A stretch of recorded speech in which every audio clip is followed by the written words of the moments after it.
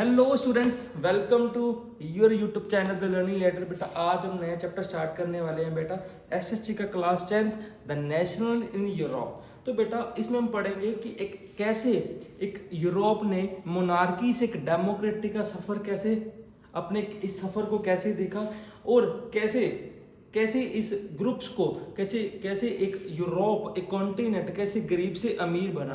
तो इस चैप्टर को इस सफ़र को पढ़ने के लिए सबसे पहले हम कुछ टर्म्स के बारे में पढ़ेंगे। तो सबसे पहले मोनार्की। मोनार्की क्या होता है? पूरे देश को चलाने वाला या पूरे देश की पावर एक राजा या रानी के हाथ में हो तो उसको बोलते हैं मोनार्की। इसके सबसे बड़ी एग्जाम्पल क्या है? Saudi Arabia. सऊदी अरेबिया एक मोनार्की देश है जिसमें एक राजा रूल करता है, जिसका अभी राइट नाउ सऊदी अरेबिया का किंग कौन है? सलमान अब्दुल अजीज अल सैद। ठीक है। Second example is democracy. Democracy क्या होता है? पूरे देश को चलाने वाला एक ऐसा रिप्रेजेंटेटिव जिसको लोगों ने वोट के द्वारा चुना गया है, जो 5 साल लोगों के हित में काम करते हैं और 5 साल बाद फिर लोग वोट डालते हैं और नया रिप्रेजेंटेटिव या उसको ही दोबारा चुन लेते हैं। तो इंडिया पूरी दुनिया की सबसे बड़ी डेमोक्रेटिक कंट्री, बट सबसे पुरानी कौन है?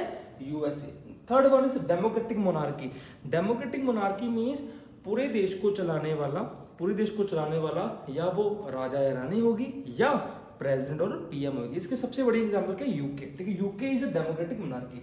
लास्ट द डिक्टेटरशिप मीन्स पूरे देश की पावर एक सिंगल हाथ एक सिंगल पर्सन के अंडर सारी पावर हो, उसको बोलते हैं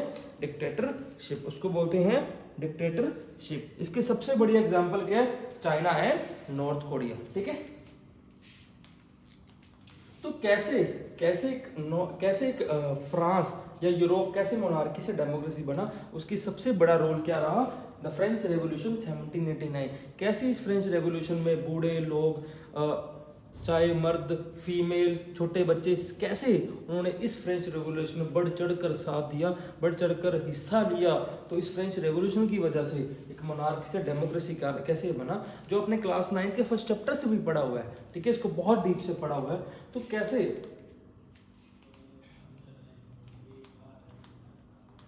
इस चैप्टर का सबसे important question the sense of collective identity, जो बोर्ड में बहुत ही इंपॉर्टेंट और आता भी होता है। तो सबसे पहले क्या हुआ? इस फ्रेंच रेवोल्यूशन ने क्या हेल्प किया कि लोगों को यूनाइट करने का हेल्प किया, लोगों को देशभक्ति की फीलिंग को जगाया कि कैसे हम यूनाइट हों, अपना ये जो मोनार्की को खत्म करके हम क्या बने? एक डेमोक्रेटिक कंट्री बने या डेमोक्रेटिक कॉन्टिनेंट बने। तो सबसे पहले उसी दौरान एक फ्लैग हुआ करता था जिसको बोलते हैं रॉयल फ्लैग, जो सिर्फ रॉयल लोगों के लिए या राजा महाराजा के लिए हुआ करता था।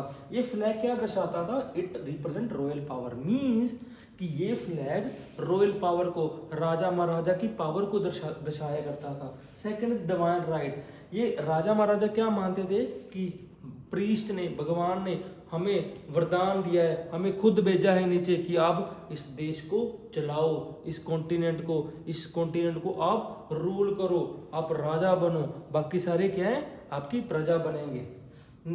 Next is king authority. King authority means कि अगर किंग ने बोल दिया, अगर उस डिक्टेटर ने बोल दिया कि आज दिन है तो दिन, रात है तो रात, मीन्स वो अपने पावर का कुछ भी मिसयूज कर सकता था। तभी जो आम नागरिक थे फ्रांस ने, उन्होंने इस फ्लैग को फ्रेंच फ्लैग में कन्वर्ट किया। क्यों? क्योंकि फ्रांस के लोग चाहते थे कि हम यूनाइट हों और देशभक्ति पैदा हो और क्या बने? हम एक डेमोक्रेटिक कंट्री बने। तो सबसे पहले क्या हुआ बेटा? सेंस ऑफ कलेक्टिव आइडेंटिटी में और कौन कौन सी आइडिया है? सबसे पहले उन्होंने पुराना आइडिया तो पढ़ लिया था। क्या किया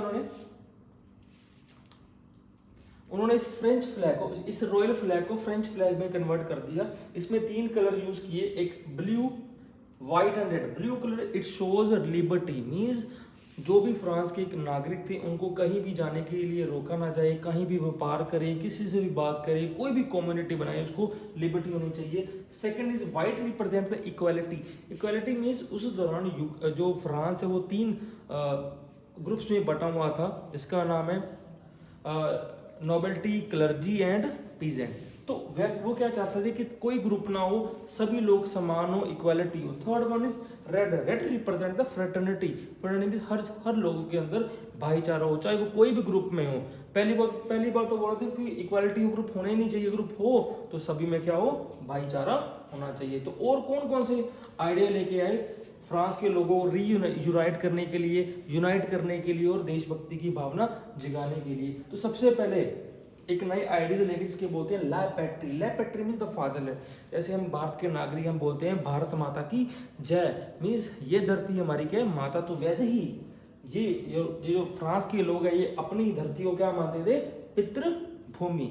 तो और भी एक नया आइडिया लेके ले सिटियोन। ले सिटियोन मीन्स यहाँ के लोग कोई क्लर्जी वाला नहीं है, कोई लोग कोई फ्रांस का इंसान, फ्रांस का आदमी, फ्रांस का औरत, फ्रांस का बच्चा, कोई भी वो नोबल्टी नहीं है, सारे क्या है, एक सिटीजन ऑफ यूरोप है, सिटीजन ऑफ फ्रांस है। तो और कौन कौन से आइडिया लेके आए? जब बेटा फ्रांस रेवोल्यूशन हो रहा था, सभी लोग इसमें हिस्सा ले रहे थे, तो उसी दौरान कई औरतों ने, कई बूढ़े लोगों ने, कई बच्चों ने सॉन्ग्स गाए, कई हिम्स गाए, टू सभी को मोटिवेट करने के लिए, सभी को यूनाइट करने के लिए, एक देशभक्ति की भावना पैदा करने के लिए, एक एटमॉस्फेयर बनाने के लिए। तो उसी दौरान एक गीत गाया गया लोगों के द्वारा, एक फ्रांस के लोगों के द्वारा, जिसका नाम है ला मर्सिलेस। इसका नाम है ला मर्सिलेस। तो आगे जाके वही ला मर्सिलेस क्या बना, फ्रांस का नेशनल एंथम बना। ठीक है, उसके बाद बेटा क्या हुआ, और क्या क्या आइडियाज लेके आए कि फ्रांस के लोगों को यूनाइट करने के लिए? नेक्स्ट इज नेशनल असेंबली का गठन हुआ। इसके पीछे बहुत बड़ा रीजन है क्यों गठन किया गया, कैसे किया गया और कब किया गया। उसी दौरान क्या हुआ, तो फ्रांस का किंग था लुई 16। तो जो यूके ने यूएसए पे कब्जा कर रखा था, बट फ्रांस का जो लुई 16 है ये यूके को पसंद नहीं करता था। क्यों? क्योंकि हमेशा फ्रांस और यूके में कोल्ड वार हुआ करती थी। तो ये नहीं चाहता था कि यूके के अंदर, यूके के हैंड में, यूके कब्जे में यूएसए रहे।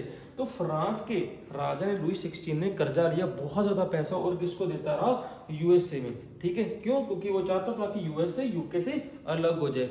बट जब कर्जा देने की बात आई तो क्या हुआ, इसके पास पैसा नहीं था, इसकी तिजोरी खाली थी लुई 16 की। इसने क्या किया, एक स्टेट असेंबली बनाई। स्टेट असेंबली मीन्स उसी दौरान बेटा 3 स्टेट असेंबली हुआ करती थी। फर्स्ट स्टेट के 300 मेंबर हुआ करते थे, सेकंड स्टेट के 300 मेंबर हुआ करते थे, एंड थर्ड स्टेट के 600 मेंबर हुआ करते थे।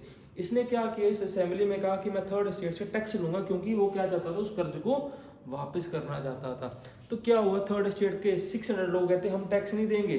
तो टैक्स नहीं देंगे, सभी 600 पीपल्स सारे बाहर आ गए टेनिस कोर्ट में, और उन्होंने ओथ ली कि हम क्या बनाएंगे, एक नेशनल असेंबली बनाएंगे, हम अपना रिप्रेजेंटेटिव खुद चुनेंगे जो हमारे लिए काम करेगा। ठीक है, तो और भी आगे आइडियाज लेके आए, जिससे क्या हुआ, सारे लोग यूनाइट है, और क्या हुआ, आगे ये सफर चलता रहेगा, जो आगे बात करें।